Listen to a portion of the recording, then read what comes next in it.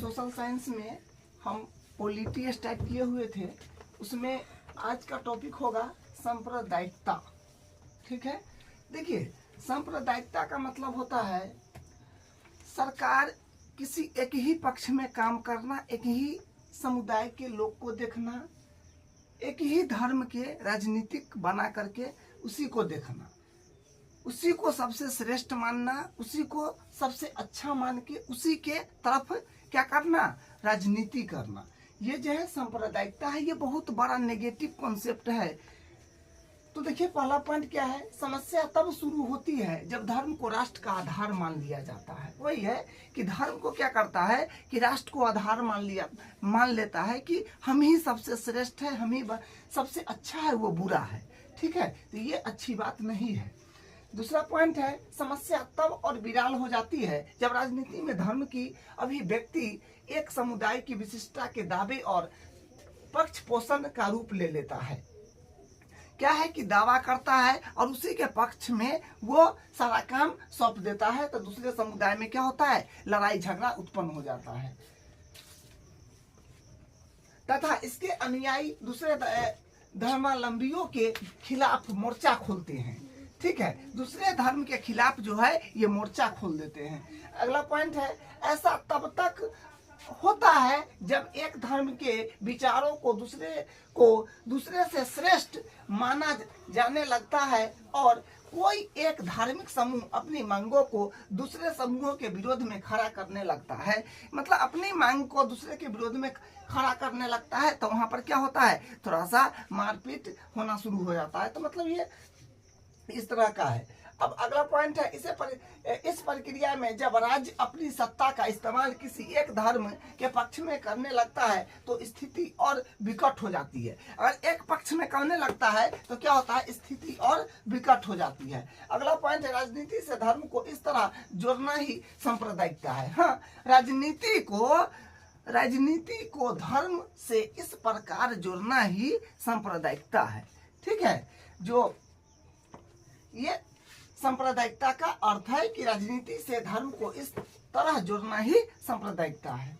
अगला पॉइंट है, सांप्रदायिकता राजनीति इस सोच पर आधारित होती है, धर्म ही सामाजिक समुदाय का निर्माण करता है। जो धर्म है वही सामाजिक समुदाय का निर्माण करता है। कि धर्म बहुत अच्छा चीज है। धर्म जो है एक दूसरे के साथ प्रेम का विचार दिलाने का काम करता है, लेकिन क्या है कि राजनीति में और समुदाय के लोग जो है थोड़ा उस तरह से करने लगता है।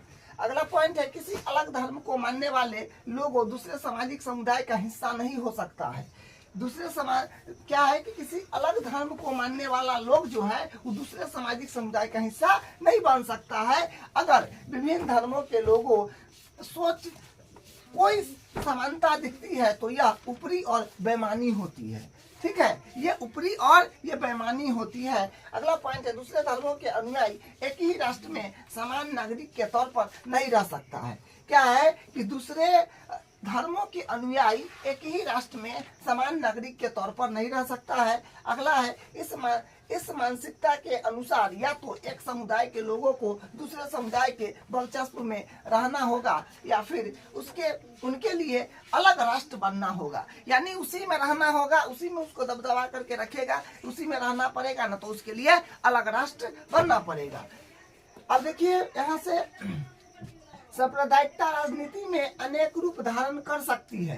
क्या है कि सांप्रदायिकता राजनीति में अनेक रूप धारण कर सकता है, एक नहीं अनेक रूप धारण कर सकता है राजनीति में। कौन सी सांप्रदायिकता, देखिए पॉइंट क्या है कि सांप्रदायिकता की सबसे आम अभिव्यक्ति जीवन में ही दिखती है। हाँ, सांप्रदायिकता की जो है सबसे आम अभिव्यक्ति जीवन में ही दिखती है। मतलब सभी को जो है ये जीवन में दिखाई पड़ता है कि भाई सांप्रदायिकता किस तरह से जो है गलत बिहेव करता है। अगला पॉइंट है, इनमें धार्मिक पूर्वाग्रह, धार्मिक समुदाय के बारे में बनी बनाई धारणाएं और धर्म को दूसरे धर्म से श्रेष्ठ मानने की मान्यता शामिल है। माने जो सोचता है कि नहीं हम ही सबसे बड़ा है, हम ही सबसे अच्छा है, वो बेकार है, वो बुरा है, तो ये तो बात ठीक नहीं है। अब देखिए ये चीजें इतनी आम है कि अक्सर हम उन पर ध्यान तक नहीं देते हैं, जबकि ये हमारे अंदर ही बैठे होते हैं।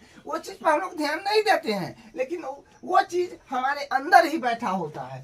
ठीक है, अगला पॉइंट, सांप्रदायिकता सोच अक्सर अपने धार्मिक समुदाय का राजनीति प्रभुत्व स्थापित करने के फिराक में रहती है। क्या है कि सांप्रदायिकता सोच अक्सर अपने धार्मिक समुदाय का राजनीतिक प्रभुत्व स्थापित करने के फिराक में रहता है। ठीक है, अगला पॉइंट है, जो लोग बहुसंख्यक समुदाय के होते हैं उनकी यह कोशिश बहुसंख्यक का रूप ले लेती है। हाँ, जो बहुसंख्यक समुदाय का लोग है उसका जो है वो अपना रूप जो है उसका बहुसंख्यक रूप ले लेता है। ठीक है, अगला पॉइंट, जो अल्पसंख्यक समुदाय के होते हैं उनमें यह विश्वास अलग राजनीति इकाई बनाने की इच्छा का रूप लेता है। उसको अलग राजनीति बनाने का इच्छा होता है, उसी का रूप वो लेना चाहता है। ठीक है, अगला पॉइंट, सांप्रदायिकता आधार पर राजनीति गोलाबंदी सांप्रदायिकता का दूसरा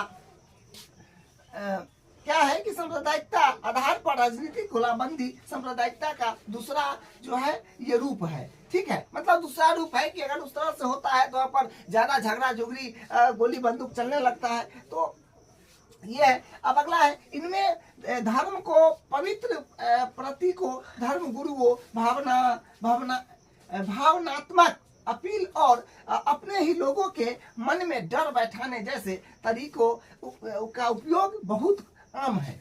क्या है कि इसमें धर्म के पवित्र प्रतीकों, धर्म गुरुओं, भावनात्मक अपील और अपने ही लोगों के मन में डर बैठाने जैसे तरीके का उपयोग बहुत आम है। ठीक है, ये आम है कि अपने ही मन में सबको डर बैठा होता है। अब देखिए, चुनावी राजनीति में एक धर्म के मतदाताओं की भावनाओं या हितों में बात उठाने की भावना या हितों क्या है कि चुनावी राजनीति में एक धर्म के मतदाताओं की भावनाओं का हितों की बात उठाने जैसी तरीका अक्सर अपनाए जाते हैं। ठीक है, यह सही बात है कि अपने ही जैसे तरीका वो अपना लेता है।